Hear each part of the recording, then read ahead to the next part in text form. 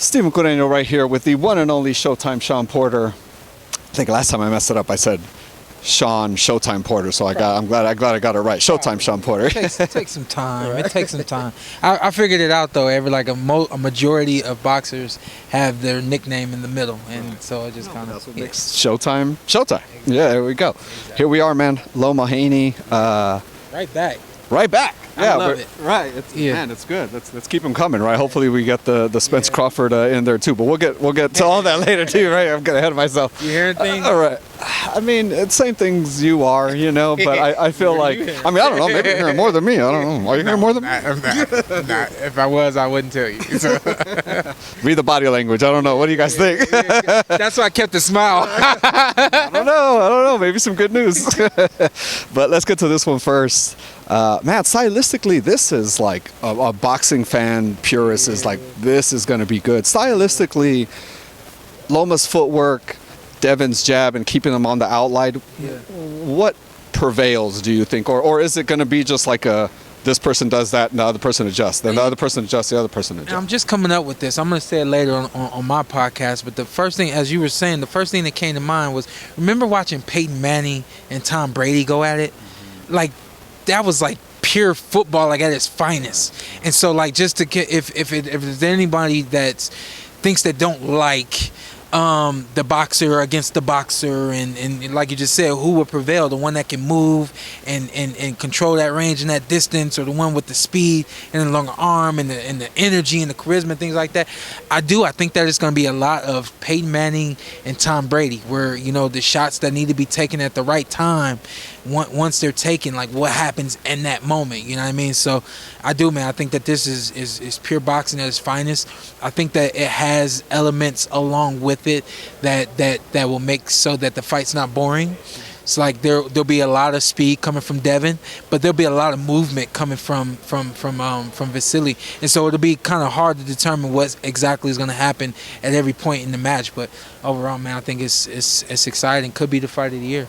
It really could be. It's and I think, when you're looking at the Tank Davis, right, people were kind of excited about that because they knew it was probably going to end in a knockout one way or the other. Maybe this doesn't have that kind of hype to it pre-hand, but I think you're right. I think it's going to be like one guy does something, the other guy's like, I got to give it back. I got to figure out and vice versa. Then it kind of comes back again. You ever play laser tag?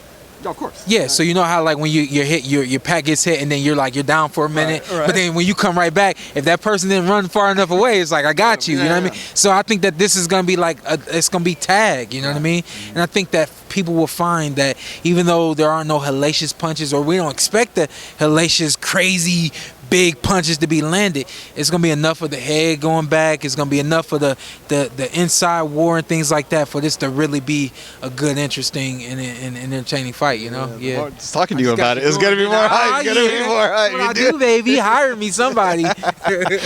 You're boss of everything already. And you want to get hired? I'm trying to be. I'm trying to make that money, bro. Right. Let's talk about just the division in whole. Right, Gervonta knocked out Ryan. Body shot. It seemed like he had maybe an injury coming into it, but all credit to Tank. He figured it out. Dominant performance. In the lightweight division, it's so stacked. It's these two, right? It's Shakur. It's Gervonta. Yeah. If the winner of this fight, do you think they go the Shakur route or they go the Gervonta route? Well, the Shakur route is the easier route. For the sake of words, we understand that from a promotional standpoint, where things look like. I think it's up to. I really don't see Vasily trying to go after Tank. And what I mean by that, like I think that Devin is not just after the belts. He's also after the money, the stardom, the fame, the love, like everything. I think that Vasily's more so just looking for the wins, everything that comes with a win in terms of being able to support family, of course, everything that's going on for him at home and things like that. I really don't think he'd be chasing a Tank Davis so much as I would be able to see him saying, hey, let's just work the business within the family the way that it works. I honestly could see Devin really a lot like Bill said on stage, the way that they were chasing Vasily, I could see Devin trying to chase Tank and make sure that that fight gets made too. But I mean, take a look at Shakur Stevenson. I mean, he could be the one ass out in this because, you know, he is not an easy fight for anybody, you know.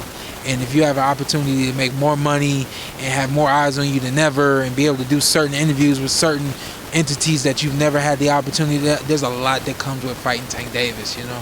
So if it were me, and you've seen the way I orchestrated my career, I mean, I definitely wouldn't mind taking a shot at Tank, you know what I mean?